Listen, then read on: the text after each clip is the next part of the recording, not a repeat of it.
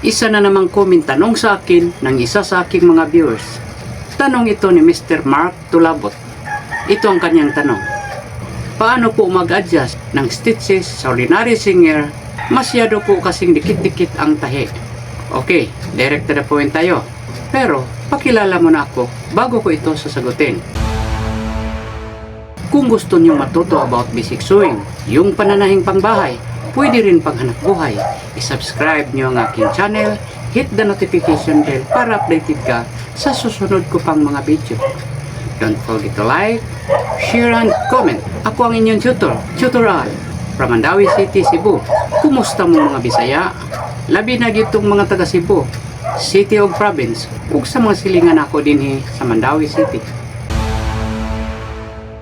Mr. Mark Tulabot, diretsahan tayo para maubos-ubos ko naman itong mga tanong sa akin.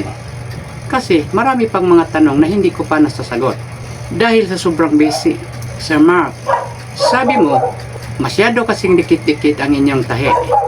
Panoorin mo ito. Ito ang reverse lever at ito ang stitch regulator. Kung nandito ito sa pinakababa, yun ang pinakamalaking hakbang niya. Kung iangat natin ng konti, ay lumiliit din konti ang kanyang hakbang. Paangat ng paangat, paliit ng paliit ang kanyang hakbang, hanggang umaabot ito sa gitna, hindi na ito tumatakbo. Nag-neutral na ito.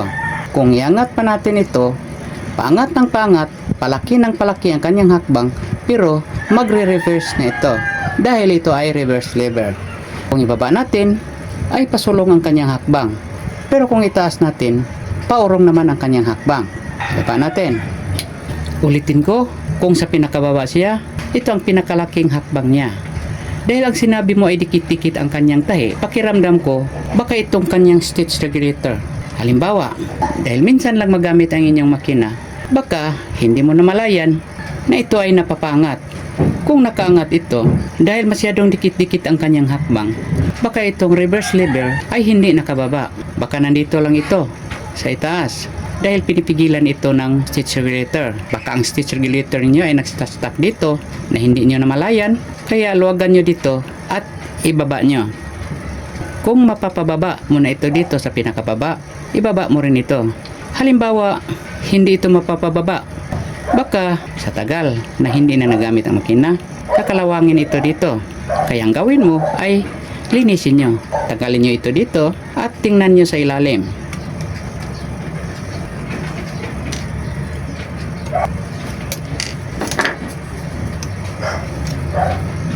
Ito.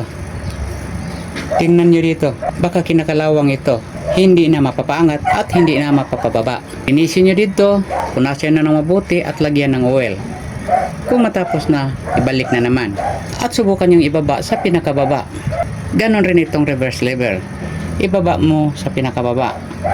Pati rin dito, linisin nyo. Kasi minsan maraming dumi dito. Kaya linisin nyo at lagyan mo rin ng oil para madulas. Balik na natin.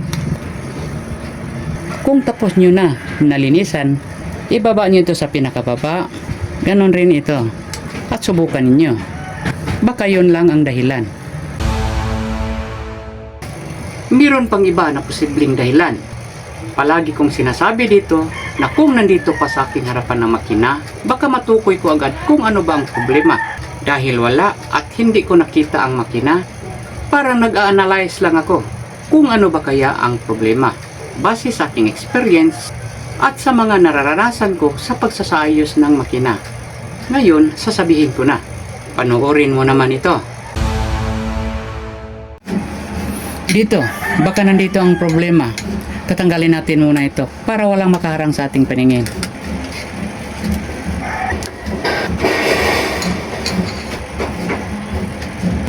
Ito, tingnan mo ang kanyang ngipin. Baka napakaliit lang ang angat ng kanyang ngipin. Lumulubog ito ng konti. O baka nagluluwag ang tornilyo na kumakapit dito. Subukan natin ikotin sa kamay ang kanyang balance wheel. Yun. Tingnan nyo ang kanyang ngipin. Kung napakaliit ang kanyang angat, halos tumatapat lang ito sa kanyang needle plate. Ibig sabihin, kulang ang kanyang pag-angat. At ang dahilan ay tatalakayin na naman natin. Buksan natin ito.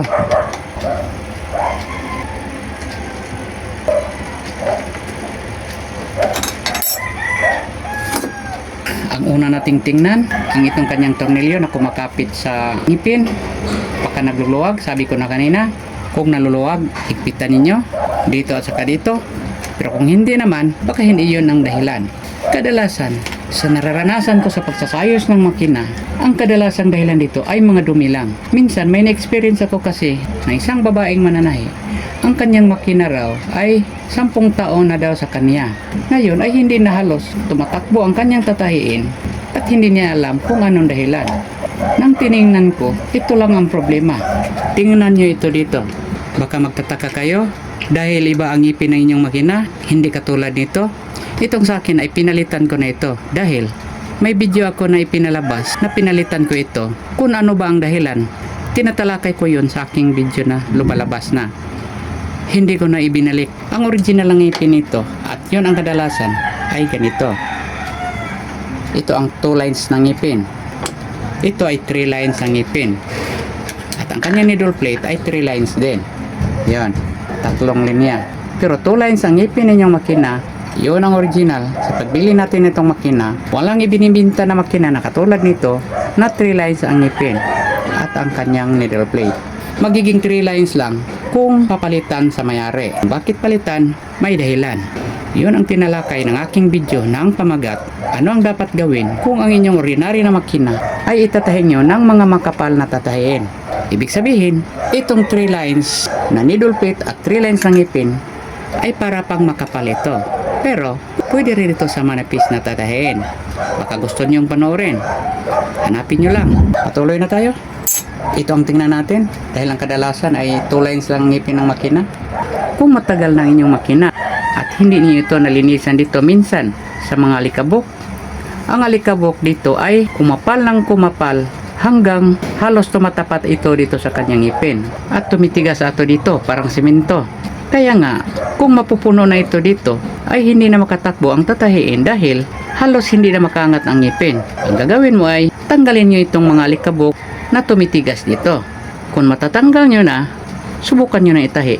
Pero kung lubog pa rin, ibig sabihin, sa katagal niyang ginagamit at dahil palagi siyang natutulak pababa, ay lumulubog ang ngipin. Kung magtatahi kayo, pakapal ng pakapal ang alikabok dito at tumitigas dito, itutulak niya ang ngipin pababa.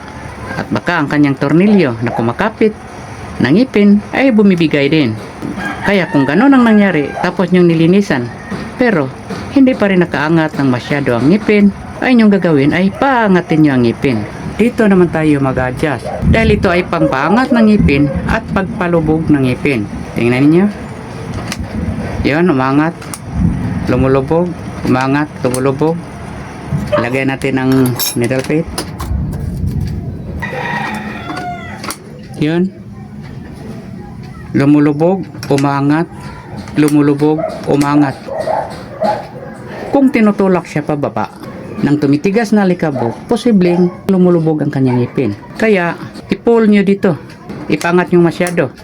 Kung napapaangat nyo na masyado dito, pero hindi pa rin umangat masyado ang ngipin, ito, merong tornilyo dito sa ilalim.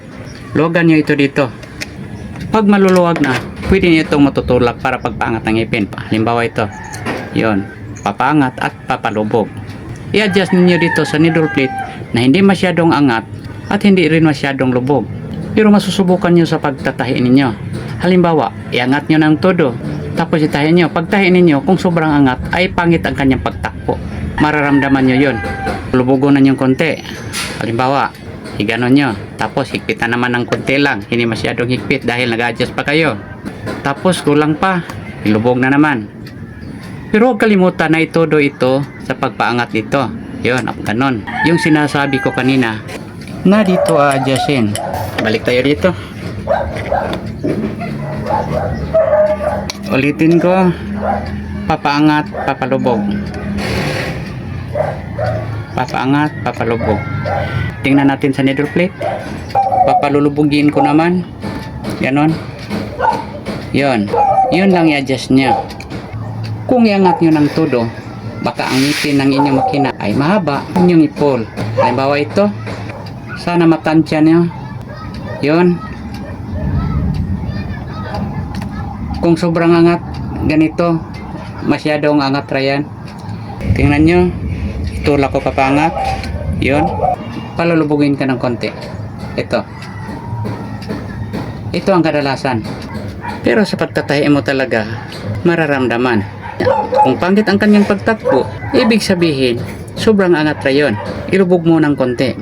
Kung halos hindi makahihila ng tela, halos hindi tumatakbo, ibig sabihin, kulang sa angat yon. Kung sa tangent nyo ay tama na yon, higpitan nyo na ulit ito.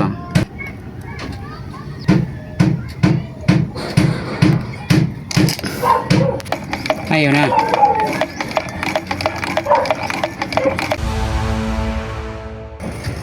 Yun lang ang may tulong ko sa inyo, Sir Mark. Sana'y masolve mo yun at sana'y nakatulong ako sa inyo. Sir Mark, dahil may makina ka, yayayain kitang panoorin ang iba ko pang mga video tungkol sa pagsasayos ng makina.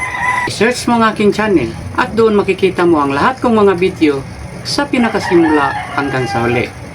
Ako ang inyong tutorial para sa basic sewing tutorial. Good luck. Good health. God bless.